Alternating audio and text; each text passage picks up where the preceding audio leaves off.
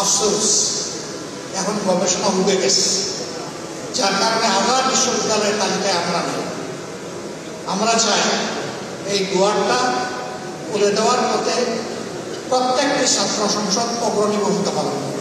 কারণ ইতিমধ্যে যুবকদের নিয়ে জাতিতে অ্যাসপিরেশন তৈরি হয়েছিল, কারো কারো ভুলের কারণে সেই জায়গায় ভাটা পড়েছে। ছাত্ররা সবসময় ন্যায় সত্যের পক্ষে, কল্যাণের পক্ষে এবং ছাত্ররা সবসময় বৈষম্যহীনতার পক্ষে। এই ক্যাম্পাসগুলো নতুন নেতৃত্বের হাতে এমনভাবে গড়ে উঠলে পরিচালিত হবে। সমাজের যে স্লোগান আমরা পরিবর্তন চাই, সমাজের যে স্লোগান আমরা নতুন বাংলাদেশ চাই, এখানে পরিবর্তনও পাওয়া যাবে, নতুন বাংলাদেশের মানচিত্রও দেখা যাবে।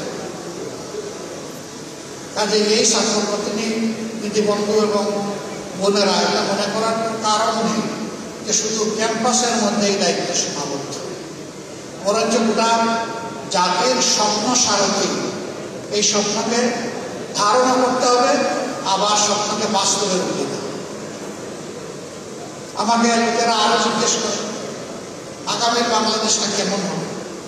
আমি বলি যে কয়েকটা দিন অপেক্ষা করেন, যেমন হবে ঢাকা বিশ্ববিদ্যালয়, যেমন হবে চট্টগ্রাম বিশ্ববিদ্যালয়, যেমন হবে রাজশাহী বিশ্ববিদ্যালয়, যেমন হবে জাহাঙ্গীরনগর বিশ্ববিদ্যালয়, তেমনই হবে আগামীর বাংলাদেশ ইনশাআল্লাহ।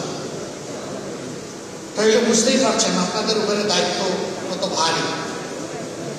কিন্তু আমি বিশ্বাস করি এই ভারী দায়িত্বের পাহাড় নয়, পর্বত আপনারা ডিঙাতে পারবেন ইনশাআল্লাহ। আমি সবসময় তারুণ্যের বিকাশের পথে, আমি তারুণ্য নির্ভর একটা বাংলাদেশ দেখতে চাই, এবং আমি নই, আমরা সবাই দেখতে চাই, 18 কোটি মানুষ দেখতে চাই। এই তরুণরা আগামী বাংলাদেশ কিভাবে গড়বে তার রিহার্সাল হচ্ছে এখনকার ছাত্র সংসদের মাধ্যমে। আমি বাড়তি 3টা জিনিস আশা করবো, ভেরি স্পেসিফিক। নাম্বার 1, প্রত্যেকটা বিশ্ববিদ্যালয় সেন্টার অফ একাডেমিক এক্সিলেন্স হিসাবে গড়ে তোলার জন্য ফার্স্ট প্রায়োরিটি হওয়া উচিত এই ছাত্র সংসদ। এর সাথে অবভিয়াসলি শুধু বই খাতা মেলে পড়বো আর ক্লাসের একটা লেকচার আমি শুনবো দেখবো, বিষয়টা তা না। বিশ্ববিদ্যালয়গুলো তো মূলত হচ্ছে গবেষণার কেন্দ্র।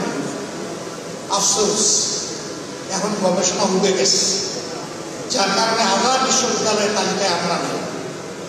আমরা চাই এই দুয়ারটা খুলে দেওয়ার পথে প্রত্যেকটি ছাত্র সংসদ অগ্রণী ভূমিকা পালন করে। এটি হোক তাদের 1 নম্বর প্রায়োরিটি। এর সাথে শিক্ষার পরিবেশ নিশ্চিত করার জন্য যা দরকার আছে, যতটুকু ম্যাক্সিমাম সামর্থ্য খোলায় সেই এফোর্টটাকে ম্যাক্সিমাইজ করা।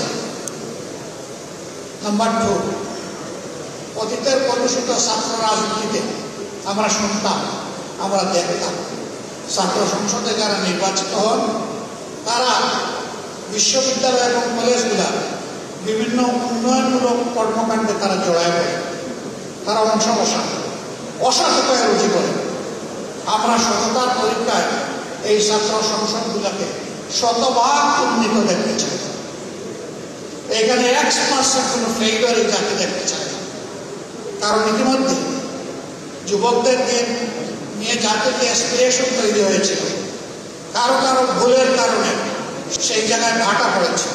আমি চাই সেই ভাটার জোয়ার এই ছাত্র সংসদগুলোর মাধ্যমে ফিরে আসে। তারা যেন প্রমাণ করে না কয়েকজন মানুষের ব্যর্থতা মানে গোটা ছাত্র সমাজের ব্যর্থতা নয়, এটা আমরা মেনে নেব না। আমরা প্রমাণ করব ছাত্ররা সবসময় ন্যায় সত্যের পক্ষে, কল্যাণের পক্ষে এবং ছাত্ররা সবসময় বৈষম্যহীনতার পক্ষে। আমার 3 নম্বর প্রত্যাশা একজন নাগরিক হিসাবে ভবিষ্যতে বৃহৎ নেতৃত্বের জন্য সেটা তৈরি করব। তোমাদের হাতে নেতৃত্ব তুলে দিয়ে আমরা পিছন থেকে তোমাদেরকে শক্তি যোগাতে চাই। দেশের ককপিটে তোমাদেরকে বসাতে চাই। তোমরা ককপিটে বসে দেশ পরিচালনা করবা, পিছন থেকে আমরা তোমাদের জন্য দোয়া করবো, সব ভুল করলে কানে কানে তোমাদেরকে বলে সংশোধন করবো, কথা না শুনলে হাতে ধরে ছাড়। যদি তাও না শোনো তাহলে সম্মানের এই আসন থেকে জাতিকে সাথে নিয়ে তোমাদেরকে সরাই দেবে। এখন রাখো না, তোমাদেরকে সেইভাবেই প্রস্তুত হতে হবে। আমি গভীরভাবে বিশ্বাস করি তোমরা পারবা ইনশাআল্লাহ। তোমরা পেরেছ একটা পর্বত প্রমাণ,